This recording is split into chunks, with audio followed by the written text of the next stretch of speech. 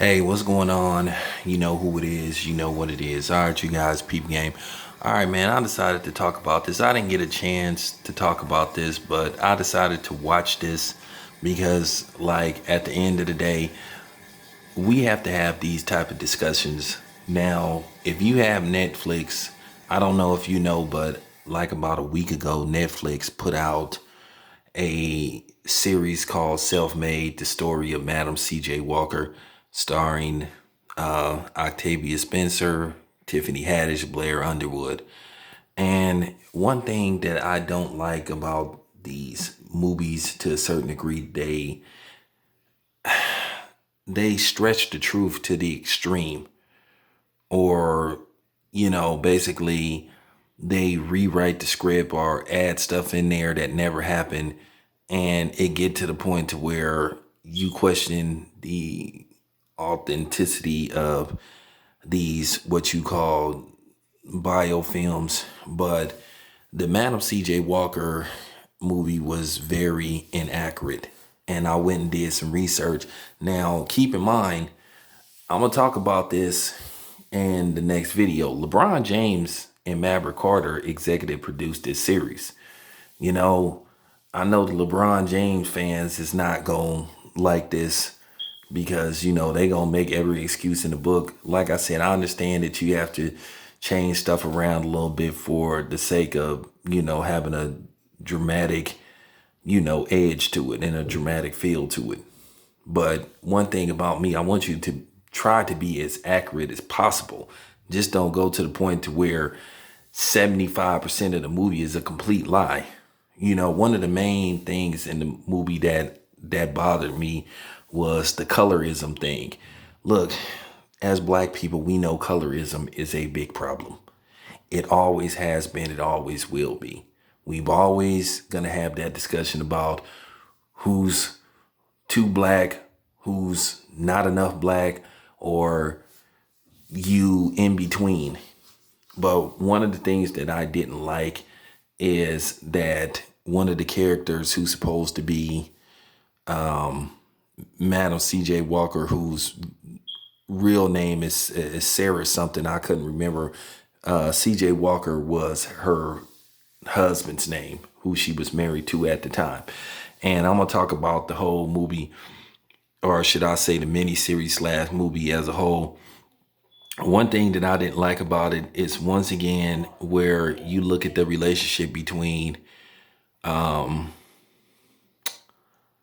Madam C.J. Walker, or Sarah, and her husband, the actual man named C.J. Walker, is how they portrayed Blair Underwood, and how they portrayed Madam C.J. Walker. To a certain degree, her character was extremely, and when I say extremely, selfish, all about herself. It was all about her, wasn't about her daughter, who her daughter, played by Tiffany Haddish, turned out to be a really a lesbian on the low. Then Blair Underwood's character was basically a neglected, emasculated husband who tried to stick by his wife side by side, who tried to be her better half, and he really tried to help her build her company. But at the end of the day, it was never no we, it was this is my company, even though her husband helped get her company off the ground and she was using his name. And basically she neglected her husband, and he ended up, stepping out on her with, guess what, a light-skinned black woman. Now, Madam C.J. Walker's adversary, whose real name was Annie Malone, they changed the name to something else. They changed it to Monroe or something. And the story is inaccurate, where basically they made it look like this lady just followed her and was just out to get her and all that kind of stuff. And they insinuate in the movie that Madam C.J. Walker stole Annie Malone's formula, because keep in mind, Annie Malone was actually a millionaire as well, and she did a lot of good things for the black community. She was a philanthropist and everything. She did a lot of different things until her She passed away, I think, in 1959, but they made it look like she was a light, bright, damn near white mulatto woman, and she wasn't. And she was actually dark skinned. And this story is just very, very inaccurate. You know, after I got through watching the movie slash miniseries, I was like, okay, because it was inaccurate. You can do some research on Annie Malone. I think she was actually the first actual black female millionaire, not C.J. Walker, aka Sarah. You know, of course, the acting is good for the most part. You know, Blair Underwood been doing this for a while. He's gonna be good in everything that he's in. You know, so Olivia Spencer is great as usual, and I'm gonna say this about Tiffany Haddish. Tiffany Haddish, her acting was cool in this movie, but they had a scene in there where she tries to sing. Tiffany Haddish need to stop trying to sing. She cannot sing. She should not attempt to sing. Just stick to acting. But this movie was just really inaccurate. You know, like I said, I understand they have to change things for a dramatic element, but why did they have to make Annie Malone's character light-skinned mulatto?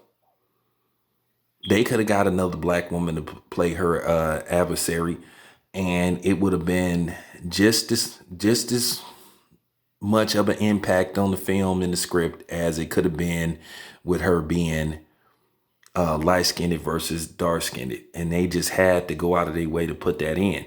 And once again, LeBron James and Maverick Carter executive produced this film. In case you don't know what executive producer mean, that mean they, you know, invested in this movie, which mean they wrote a check, you know, they put in on the budget. So I don't know how much it cost for this movie to get made.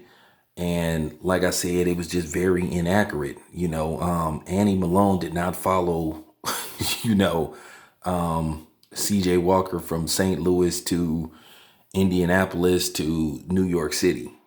So there's a lot of inaccuracies in the movie. But I don't want to say too much. Like I said, I just had a big problem with how they portrayed Blair Underwood's character. Now, he was unfaithful, but there was a question, did he do it because he was neglected as a husband? But Annie Malone, I think her character is not did any justice, because that's just as bad, you know.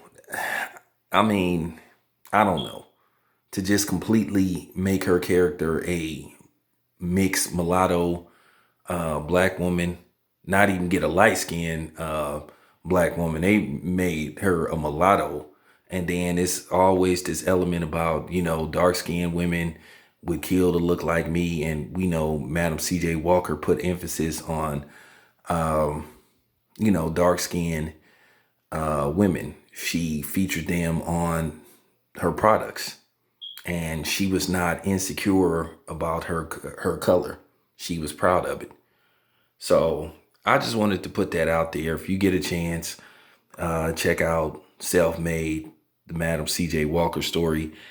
Me, myself, on a scale of 1 to 10, I have to give that, I give it a 5. Just too inaccurate, you know. So that's all I have to say about that. This your boy Town Biz. I'm out.